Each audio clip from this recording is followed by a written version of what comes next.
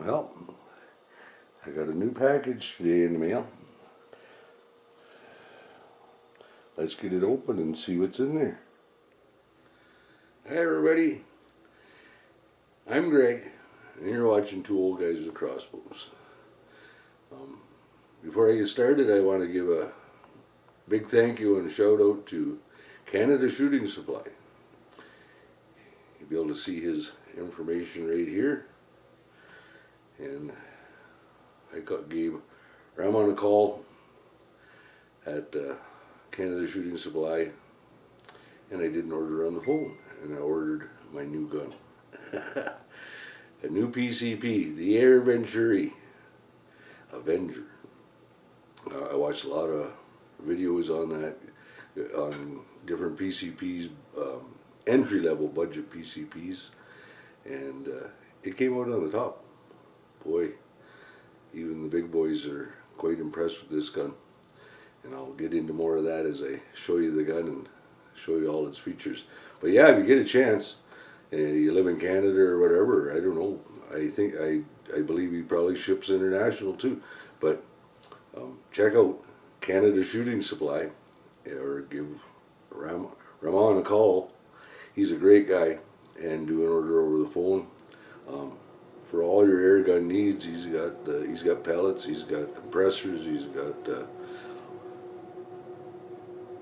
lots of guns, different guns. He's got the Hatsons, he's got the T1s, the Air Venturi Avenger, the Gauntlets, all Canadian friendly and ready for Canada sales. So check him out. And another thing, if you do call him or go to his site, tell him that you heard it here on Two Old Guys with Crossbows, and he said he will give you a 5% discount on your purchase. All that information I'll put in the video description below. But let's get on with the video.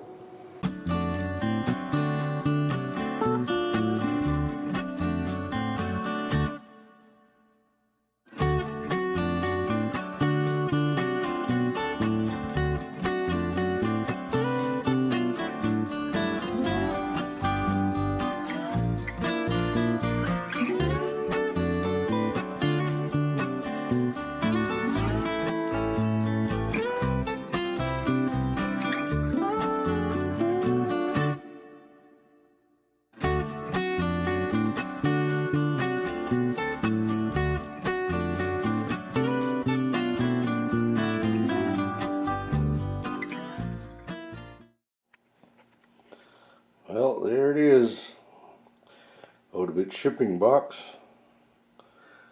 the Air Venturi Avenger.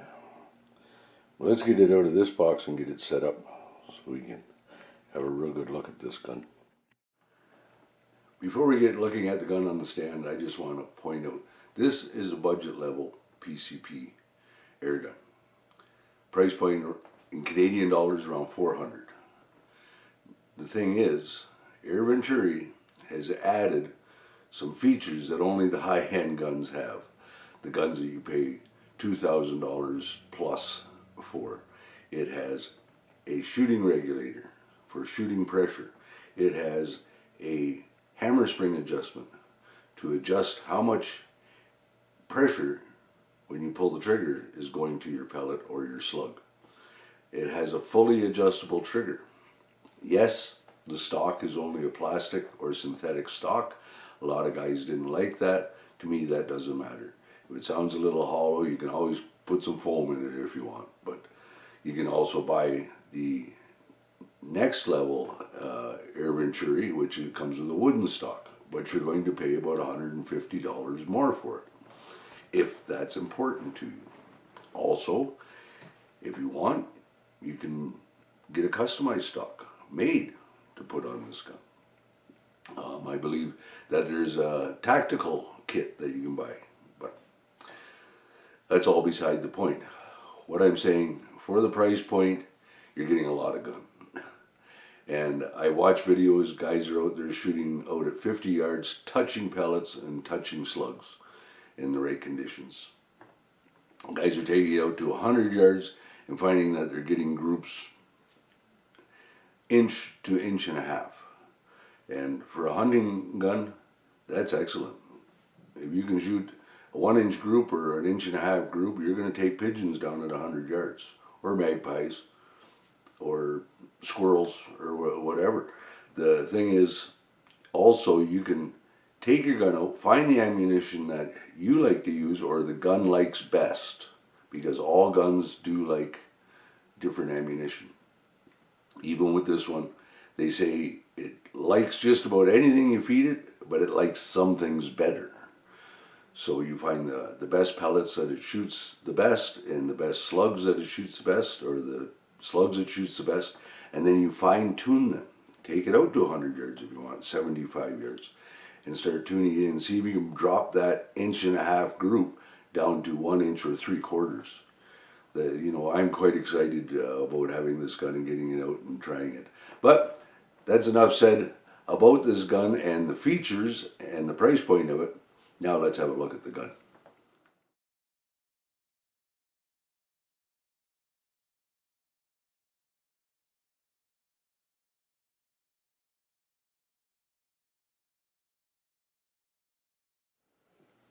The Air Venturi Avenger.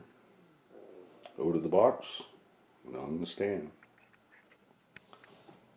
So when you open your Air Venturi up, what's in the box? Well, of course, there's an owner's manual. All written in English. It's a very good manual. Tells you how to adjust your trigger. Tells you what each screw is for the adjustment. Tells you how to adjust your regulator. It also tells you to degas the gun before you lower your regulator pressure, which is very important because you could damage the regulator valve. Comes with an Allen wrench. This Allen wrench adjusts your hammer spring. Comes with 2 spare O-rings, which are for your pellet probe. The pellet probe, apparently you are to lubricate these and keep them well lubricated, and it explains that in the owner's manual too, because they will wear out. But they're just rubber O-rings that you can pick up basically a Canadian Tire anywhere. You just have to get the right size. But it sends 2 spares along with 2 on the probe already. 2 10-shot magazines.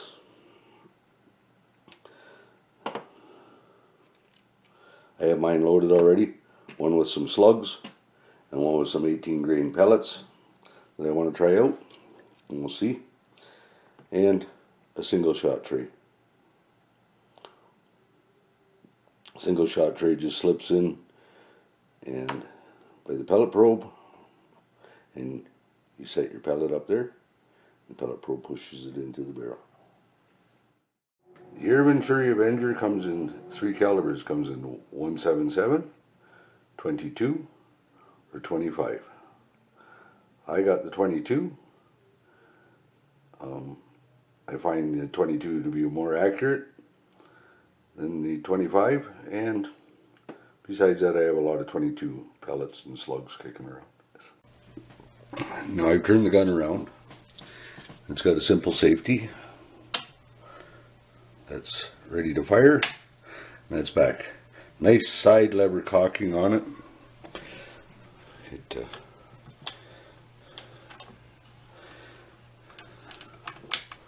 Quite simple, so you can do it with one thumb. I hope that's all in focus there, because that is the regulator pressure gauge. This is where you regulate the pressure for the shots. Now, when it comes from the factory, according to the owner manual, that's set at about 2600. Right now you'll see it's only reading about 100 bar, a little over 100 bar, or about just under 2000 psi. And that's because the gun comes with some air in it. You're supposed to keep air in your gun even when you store it. But there's not enough air in the gun at this moment to bring the regulator all the way up, because that's the amount of air that's in the holding chamber. At this end, this bottom one we screw off, and it has a quick connect. A quick connect to put your air probe on your air line to pump up the gun.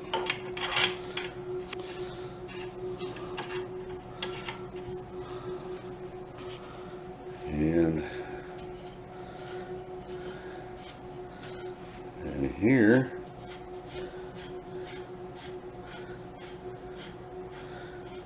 this is a cap inside your barrel shroud.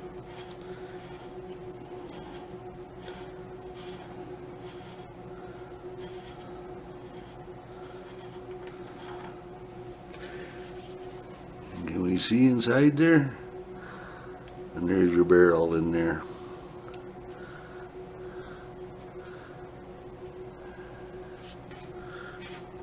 Now, if you live in the States, you can use a suppressor, which we can't use in Canada, to suppress air or sound. But Donnie FL makes an adapter that fits right in there. Now here is your barrel band, which goes around your barrel shroud, around your air tank. And down here is a little grub screw. And on the other side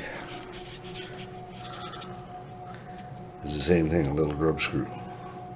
Now, I would open this up and show you the barrel and everything, but as you tighten these in, if you're going to take that shroud off, you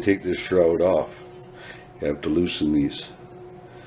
The thing is, with loosening these, being a screw on either side like it is,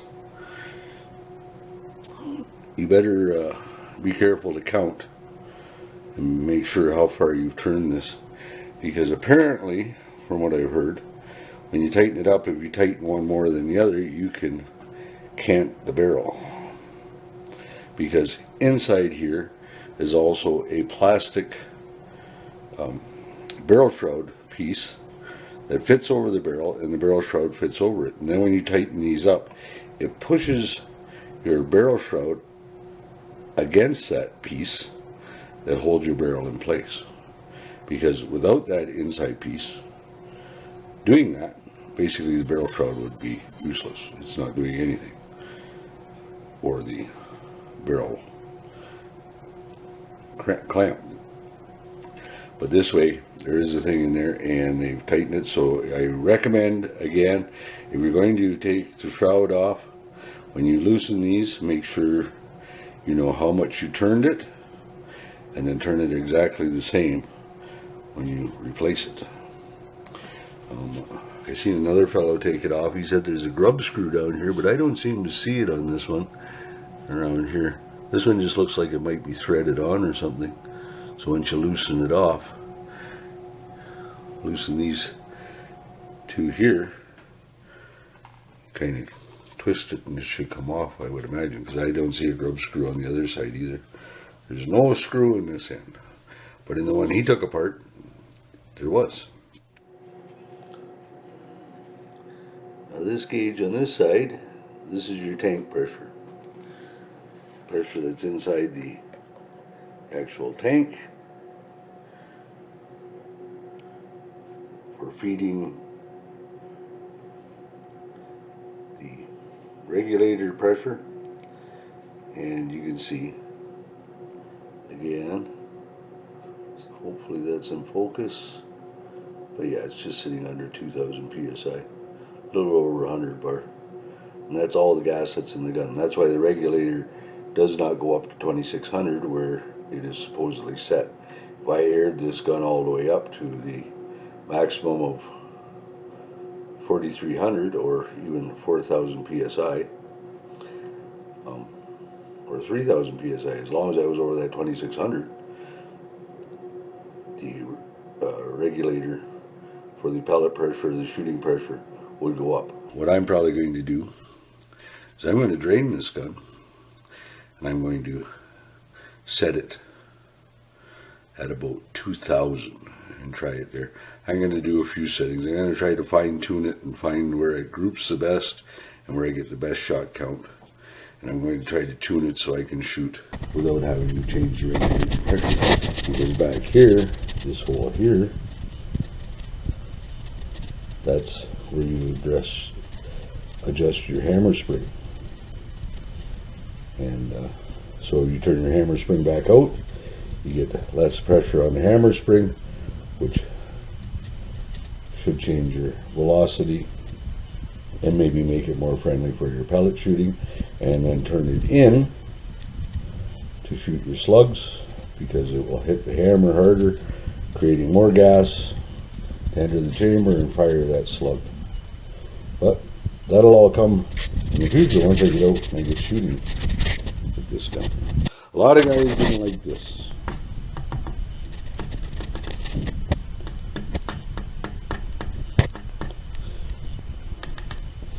It's a very hollow sounding plastic stock, but you know, my Benjamin is the same, and it doesn't bother me in the least. They're coming out with the new Avengers are coming out with a wooden stock on the 22s and that you can have, but of course it's going to affect the cost. This gun in Canada from Canada Shooting Supply right now is $439 before tax. And like I said, if you go there and you order one and you tell them that you heard about it here on Two Old Guys with Crossbows, you'll get a 5% discount on that, which will make it around $400 before tax. And the top of the gun is equipped with a Picatinny rail for your scope, or a dovetail too. And that is very nice. I haven't got my scope mounted on there yet, but we'll get that done, and then we'll have a look at what the gun looks like. The thing is, I hope my mounts are high enough that my magazines are going to fit. Another thing it comes with is a Picatinny rail on the bottom, so you can mount a bipod or a scope, or not a scope, but bipod or a light on there. Probably most people, it is plastic, it's not metal, and it's kind of integrated right into the stock. It does have holes here and back here to put a carry strap on, shoulder strap. It also has a fully adjustable trigger, but here out of the box it's not too bad. I do not have a trigger mechanism to test how much pressure is on that trigger, but the ones I've seen in other videos are pulling about 2 pounds, which to me is a pretty light trigger, considering most of my guns are about 5 pounds. My rifles and my Benjamin. You can see the different adjustment screws. There's the holes to get in to adjust, and you can adjust that trigger pull and travel. It's all in the manual how to do that. Now over here, this is your degassing port. It's a little Allen wrench. You give it a twist counterclockwise to open it, and you'll hear it starting to degas, which I will be doing in the near future. This is a flathead screw, and that is your regulator pressure gauge. Now the thing is, if you're going to turn your regulator down, that's why you have this, because they say to degas the gun to adjust your regulator pressure down, or you could damage your regulator valve. Now, once you degas it, I've seen that it's recommended you turn it about a quarter turn, gas pressure up the gun, and work from there. I want to set mine around 2,000 on the regulator pressure gauge. When you get that done, basically you fire a few shots, you look at your regulator pressure gauge and see if it is sitting around 2,000. If it has dropped lower, then you can turn it up a bit. If you've gone past it, well, then if you still want to make sure that you're right at that 2,000 or 1,900 or wherever you want to be, you have to degas the gun again. Fortunately, I bought a pump to pump this gun up. Hand pumping, you can, but it's a pretty big cylinder to fill by the hand pump. Well, I hope you enjoyed my review of the Air Venturi Avenger. I hope you found it informative and somewhat helpful. And if you did, please give it a like and a share. And if you haven't done so already, please consider subscribing to our channel. It helps us to grow and to be noticed on YouTube. This is Greg signing off. Till next time, bye for now.